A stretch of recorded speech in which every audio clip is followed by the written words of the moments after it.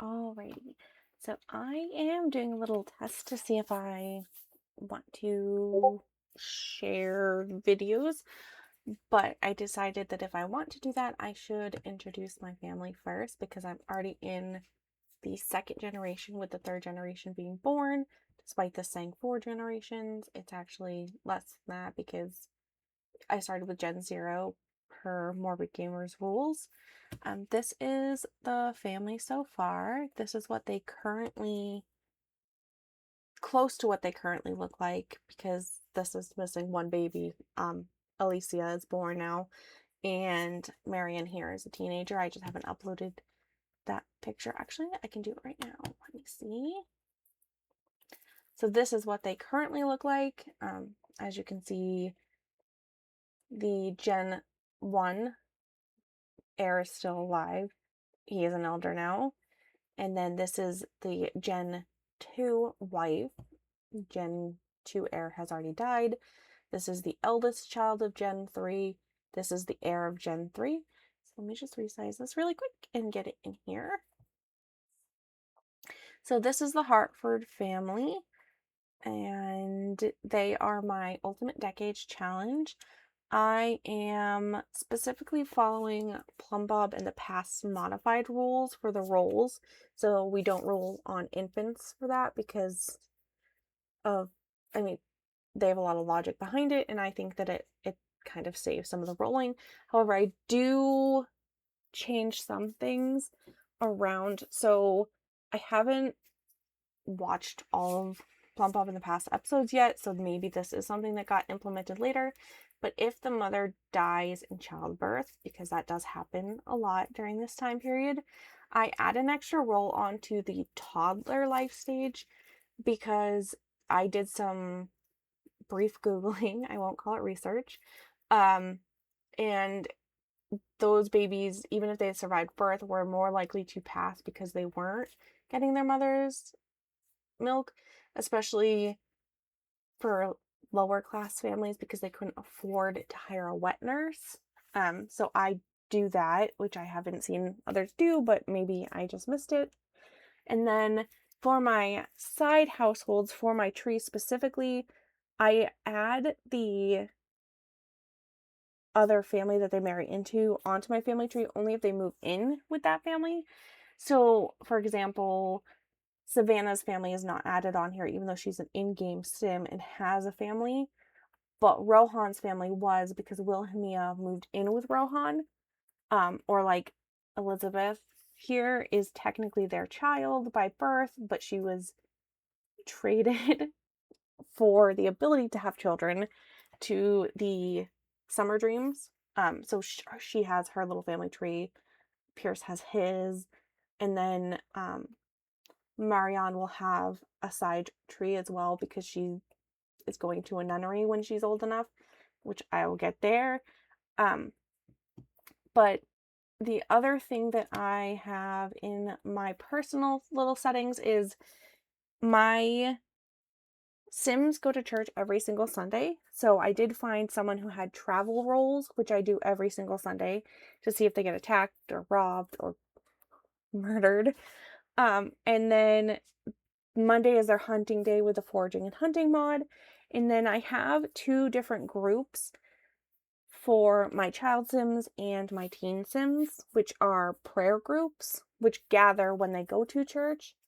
Well, the kids group doesn't because I accidentally set it to a different lot type, and now I can't unchange that because I'm not the group leader.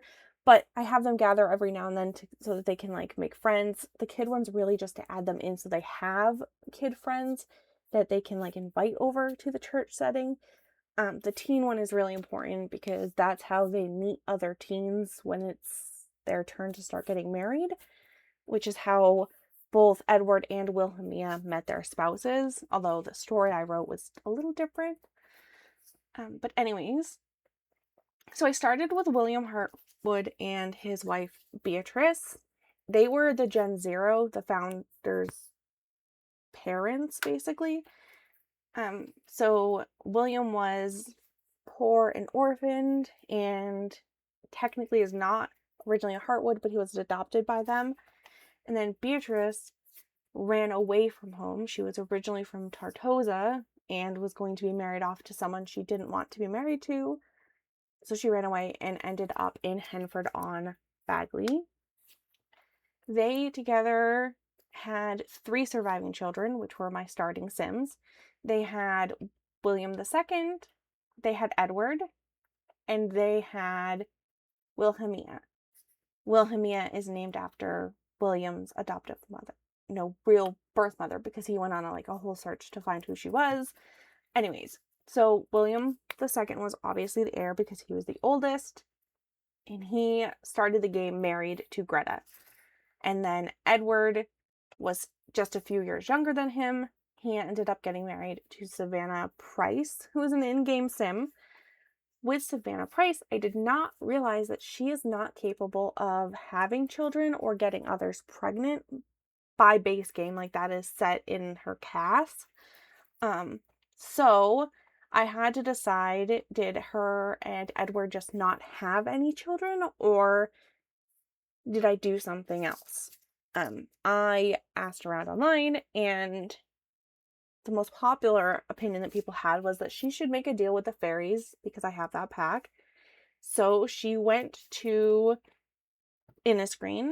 She met the Fairy Queen, and she made a deal with the Fairy Queen. If the Fairy Queen gave her the ability to have children, the Fairy Queen could have her firstborn. That is why Elizabeth is Elizabeth's summer dream, and she is a fairy. And she has this little sub tree here, which I have to update with the children because they've had more children. As you can see, Titania and Oberon. Oberon died in an accident. I don't know how, because I don't really play them. I just go in and get the pictures. But you can see Elizabeth here, Mara, Allison, and they've also had Adriana. Elizabeth is officially adopted. I did go in and actually have her asked to be adopted and everything when she was old enough. So once she got adopted, she also got gifted the fairy seedling so she could become a real fairy, not just a human living with fairies. And after that, Savannah and Edward unfortunately lost the next baby, which caused Savannah to be worried that maybe she hadn't made the deal correctly. She was worried that maybe there was some kind of trick involved. The Fae can be tricky if you don't word your wishes properly. And then, luckily, they ended up having Alice, and Alice lived until the famine. Unfortunately, the famine wiped out quite a few of them. So we have Edward failed his age up during the famine. He originally rolled to survive the famine because I rolled the famine rolls at the start of the famine and then rolled for how long during the famine they would survive. Edward was supposed to live the whole thing, but he failed his age up. And then Martin unfortunately passed during the famine. Alice passed during the famine, and right after Edward had died, Savannah found out she was pregnant. So when that baby was born, he was named Edward II. I rolled for him to see his famine outcome, and he did survive, thankfully. So those are the only 2 left in this whole family, is Savannah and Edward. And then this family, I feel like, is the most unlucky of my side households. Wilhelmina and Rohan had the same amount of baby tries. I think you start with 10 for the side households, and they kept failing. These are actually their last 5 attempts. They lost the first 2 babies. Then they had Mathilde, Everett, and Hugh. And the whole family survived the famine. I was like, yes, that's great. Awesome. Well, Hugh wasn't, I guess technically these 2 weren't born yet, but the family unit that was there survived the famine. And then they started failing their age ups. So Everett failed his age up to a toddler, and he spun the wheel, and the wheel decided that he drowned. And then Wilhelmina failed her age up, and I spun a wheel, and it decided that she got rabies. And then Mathilde spun her wheel. She failed her age up, spun the wheel, and she passed of dehydration.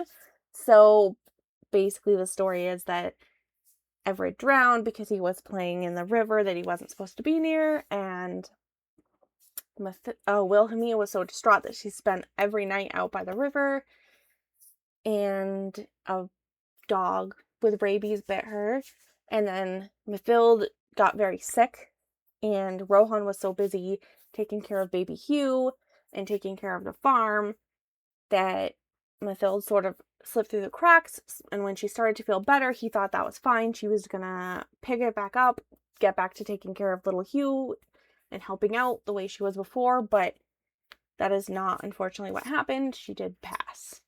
So then we go to our main family. For Gen 1 was William II and his wife Greta. Unfortunately, the famine did take quite a few of them as well.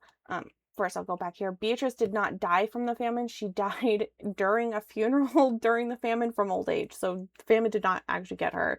It just happened to be at the same time. The famine did unfortunately get Greta, which my story behind that is that she was giving her food to her children because she wanted to be sure that they were going to be okay, especially her daughter-in-law who was pregnant during the famine. And then Emelina also did not survive the famine. She died the first year into the famine. And again, she was a very sweet sim to mostly just her sister. And she was a glutton. So I just, in my mind, she was giving her food to Katerina to make sure Katerina was eating, and she just didn't eat enough herself. But of the surviving children, the children who made it through the famine, we had Bennett as the heir, and he got married to Zelmira. Emelina was the twin of Katerina, and Katerina grew up and married Pierce. She's currently a young adult. James is married to Eris, and then they did lose their last baby, Delia. So if we go back to the side household, this is the first side household who obviously married because she's older, but also had a child. They have Henry, and then he has passed, I believe he just aged up to a child. I just haven't had a chance to update my tree yet. And then James and Eris don't currently have a living child, but they are currently pregnant, so that will be updated when they have their baby. And then Bennett married Zelmira Gomez, so she came with the Life and Death Pack. And they had a lot of children before Bennett passed. Well, technically one of them was born after he passed. So the first were actually twins, and I don't have them marked as such, which I need to fix. But Isabella and Mariana were twins. They were the first born. As you can see when I'm in here, she was murdered when she was 3. My idea behind that, like the story behind that, would be that they were on their travels, because it was a Sunday when I rolled for her.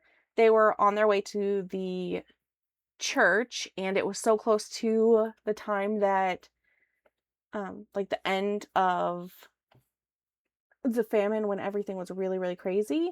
So someone tried to rob them, and she unfortunately didn't make it. Marion is now 18. In a few years, she is going to join a nunnery because she rolled to not get married. And I didn't know what else to do with her if she didn't get married other than send her to a nunnery. Then we have Beatrice. She is a spunky little thing, and I'm really going to be sad if she dies because I really love her. And then we have the triplets, Edith, Floria, and Percival. The fact that they survived their birth and their mother survived the birth was amazing. And now I'm about to be down to one triplet left. Floria did not pass her age up, unfortunately. And then Edith aged up into a child. And when I rolled to see how many years she would live, because I don't want all of the children to be the same age when they die, because I think that's a little unrealistic, when I did that, she got an extra like 18 days, but she will be dying in her childhood. Floria did not, she rolled a 1, so she only lived 1 day into her age up. And then Isabella got a couple of days into her age up, not very many. Or I think she got 2 years into her age up. And then we have the last 2 children, Hayden, who is blind because I have a wheel that I spin for extras. And then we have Alicia. She was born after her father passed. So he passed like at the end of 1325, and she was born at the beginning of 1326. So Mira happened to be pregnant at the time. Normally, I do let my Sims try and plead once per the Sims lifetime. So Zelmira tried to plead for Floria, and Grim was a jerk about it and said no. I did not let her plead for Bennett because Bennett had really terrible traits.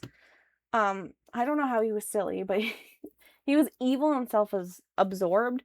So anytime before they went to go woohoo to try and have a baby, he would have to apologize to her because he had just screamed at her or done something behind my back. So I was like, you know what? We're just gonna let Bennett go. We have an heir. We have a spare. We have a baby cousin in the other family that we can take and move over here if we need to. And then we still have Edward II that we can take, and he can take over the farm, or even Hugh can take over the farm. But like, I would probably do Edward first because he carries last name. But yeah, that is my family. And then I do this thing in here. So in the Sims tree, you can have a diary. And I do keep my rules of destiny saved. As you can see, she doesn't have a lot of roles in here yet. I believe she just aged up to a toddler, so we will have another one to add. But I started tracking that to keep myself honest because sometimes I would want to re-roll and lie about it.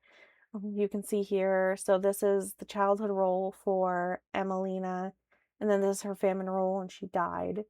And then this is how many Sim days she lived in the famine. So she lived 1 year and 6 months into the famine. And that just kind of keeps me honest with myself. So this is my family. I am considering starting to record videos, but I'm not 100% convinced yet. Let me know.